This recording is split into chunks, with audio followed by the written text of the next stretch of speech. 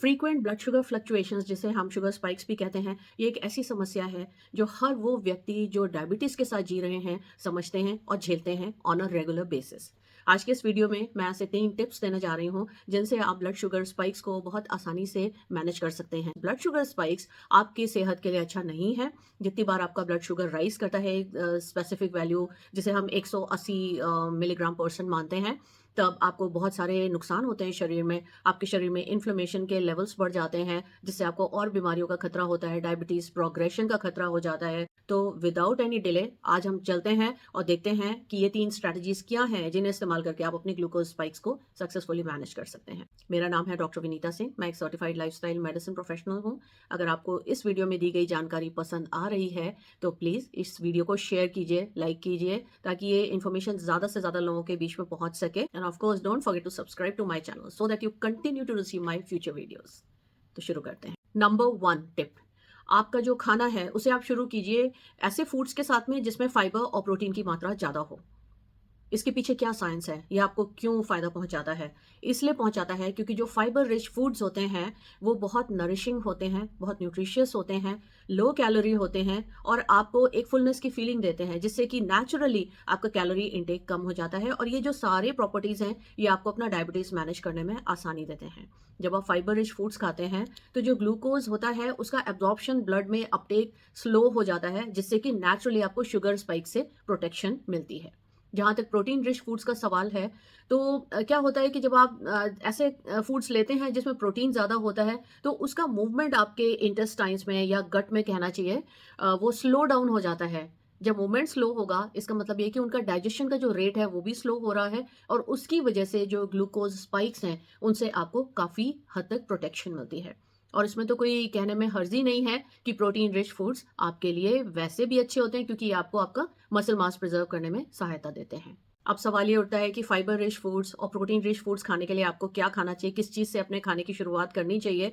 तो उसके लिए मैं आपको एक पिक्चर दिखाती हूँ जो मेरे अपने किचन से है, और ये मेरी सैलड प्लेट है।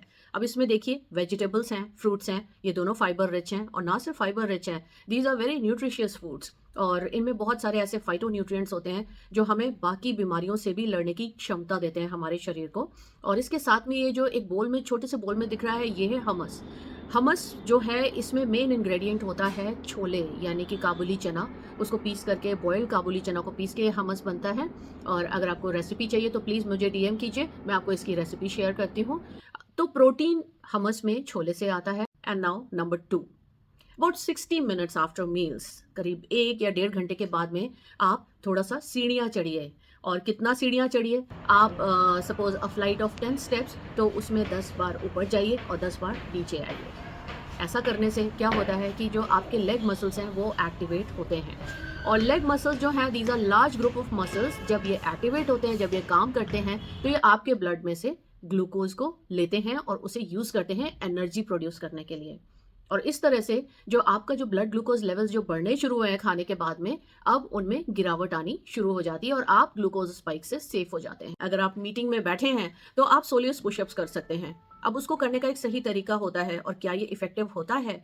हाँ, एक स्टडी हुआ है जो अभी रिसेंटली पब्लिश हुआ है, जिसमें ये देखा गया कि जब महिलाओं को जो प्री डायबिटिक थी या डायबिटिक थी, उनको सोलियस पुशअप का सही तरीका बताया गया और उन्होंने सोलियस पुशअप किया, तो ये पाया गया कि उनका जो ब्लड शुगर लेवल्स थे ऑलमोस्ट 32% तक कम हो सके थे। लेकिन एक बात का ध्यान रखना है कि soleus pushup is not a replacement for climbing stairs और going for a brisk walk.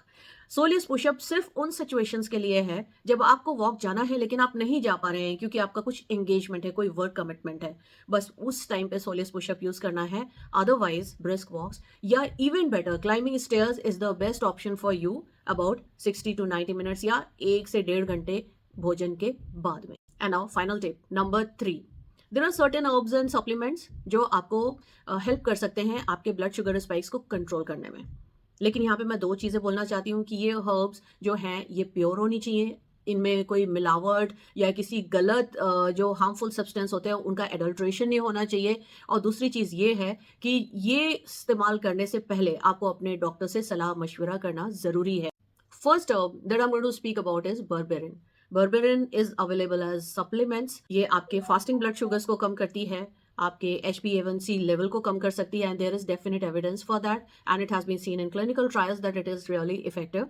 Berberine के और एडेड बेनिफिट्स हैं कि ये आपके कोलेस्ट्रॉल लेवल्स को भी मैनेज कर सकती है, और साथ में ये इंसुलिन सेंसिटिविटी को इम्प्रूव करती है, जिसका मतलब ये होता है कि जो ग्लूकोज है आपके ब्लड से, वो आपके बॉडी के सेल्स जो हैं ईजिली उनको ले सकते हैं, उसको ये बर्बरीन जो है फैसिलिटेट करती है ग्लूकोज अपटेक को।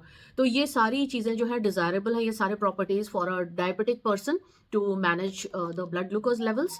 और इसका स्टैंडर्ड डोज होता है about 500 milligrams a few times in a day. Usually इसे लोग ट्वाइस या थ्राइस यूज़ करते हैं, कुछ लोग दिन में एक बार यूज़ करते हैं, लेकिन यहाँ मैं ये कहना चाहती हूँ कि एक डॉक्टर से सलाह करना बहुत ज़रूरी है if you are planning to start using berberine. Another condiment that you can use to manage your blood sugar spikes successfully is apple cider vinegar. Apple cider vinegar के दो रोल्स हैं। एक तो इसके जो बेनिफिट्स हैं हमें मिलते हैं इसके एसिटिक एसिड कंटेंट की वजह से, दूसरा this is live bacterial colony and these are beneficial bacteria. तो जब हम एप्पल साइडर विनेगर को यूज करते हैं, so there is this hope कि हमारा जो डाइजेशन है, हमारी गट हेल्थ है, वो भी इम्प्रूव होगी। Now, how does acetic acid help us regulate our blood sugar spikes?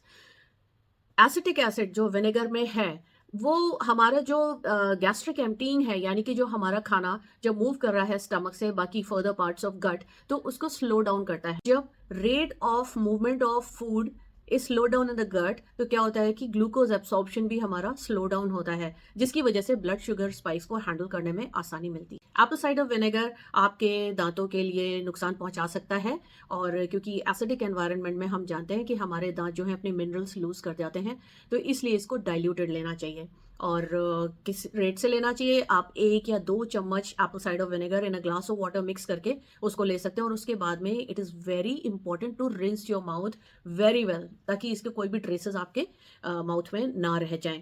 और इस तरह से आप इसको खाने से पहले ले सकते हैं फॉर ऑप्टिमम बेनिफिट। और फाइनली बात करते हैं मेथी सीड्स। मेथी सीड्स एक बहुत ही पॉपुलर इंडियन किचन आइटम है, लगभग सभी घरों में मिलेगा, और इसका हम वाइडली इस्तेमाल करते हैं तड़का देने के लिए, लेकिन इसमें बहुत अच्छे एंटी डायबिटिक गुण भी हैं। जो स्टडीज कंडक्ट किए गए हैं मेथी सीड्स पे, तो ये पाया गया था कि वो लोग जो मेथी सीड एक्सट्रैक्ट को यूज करते हैं, उनके केसेस में ये पाया गया कि जो पोस्ट मील शुगर स्पाइक्स जो होते हैं, उन्हें काफी हद तक कंट्रोल किया जा सका। और ना सिर्फ ये, मेथी सीड्स की एक और भी प्रॉपर्टी होती है, एक और बेनिफिट ये है कि ये ट्राइग्लिसराइड्स के जो लेवल है आपके ब्लड में, उन्हें भी कंट्रोल करने में आपकी सहायता कर सकते हैं। इससे क्या होता है कि फ्यूचर में आपको हार्ट डिजीज का खतरा कम हो जाता है। ये एक बहुत ही इंपॉर्टेंट गुण है मेथी सीड्स का, वो इसलिए क्योंकि डायबिटीज डिजीज प्रोग्रेशन जो है वो फाइनली हमें हार्ट डिजीज की तरफ ले जाता है। तो ट्राइग्लिसराइड्स जब कम होते हैं हमारे ब्लड में, तो उससे हमारा हार्ट डिजीज का जो रिस्क है वो काफी हद तक रिड्यूस होता है। तो इसलिए मेथी सीड से ना सिर्फ हमें अपना ब्लड शुगर स्पाइक्स हैंडल करने में आसानी मिलती है, बल्कि हार्ट डिजीज का खतरा भी कम हो जाता है। अब मेथी सीड्स लेने कैसे हैं, कितने लेने हैं? आपको लेना है दिन में 25 ग्राम्स मेथी सीड। पहले इनको पाउडर करना है, पीसना है मिक्सी में या हाथ से जैसे भी, और उसके बाद में इसको 3 इक्वल पार्ट्स में डिवाइड करना है, और अपने हर मेन मील के पहले इसको 1 चम्मच में लेकर के उतना, और पानी के साथ इसको पी लेना है, और उसके बाद में अपना खाना शुरू करना है। ऐसा इसलिए करना है क्योंकि आपके जो मेथी सीड्स हैं, उनमें जो बेनिफिशियल प्रॉपर्टीज आपको मिल रही हैं for managing your blood sugar spikes, उनमें कुछ एक जो कंपोनेंट्स हैं वो वाटर सॉल्युबल हैं, लेकिन कुछ एक फैट सॉल्युबल हैं। तो अगर आप रात में सोक करके सवेरे उठ के उन बीजों को चबा के पानी पिएंगे, तो उससे आपको सारे बेनिफिट्स नहीं मिलेंगे। जो फैट सॉल्युबल उसके कंपोनेंट्स हैं, उनके कोई बेनिफिट्स आपको नहीं मिलेंगे। For maximum and optimum utilisation of glucose lowering properties of fenugreek seeds, आप उनको खाने से पहले पाउडर फॉर्म में लीजिए। तो ये थी वो 3 टिप्स जिनसे आप अपने ब्लड शुगर स्पाइक्स को सक्सेसफुली मैनेज कर सकते हैं। कैसा लगा आज का वीडियो आपको? क्या कुछ सवाल हैं आपके मन में डायबिटीज़ को लेके या ब्लड शुगर स्पाइक्स को लेकर के? अगर ऐसा है तो प्लीज़ उन्हें कमेंट सेक्शन में लिखिए, मुझे उनका जवाब देने में बहुत खुशी होगी। और साथ में please coming back to my channel for my future videos. इस सोशल मीडिया के लिए मैं बिल्कुल नई हूँ, और लेकिन मैं कोशिश कर रही हूँ यहाँ आकर के उन सभी मिस इन्फॉर्मेशन को हैंडल करने की जो हमें और ज़्यादा बीमार बनाती जा रही है। प्लीज़ मुझे सपोर्ट कीजिए मेरे चैनल को सब्सक्राइब करके। Thank you so much and have a good day.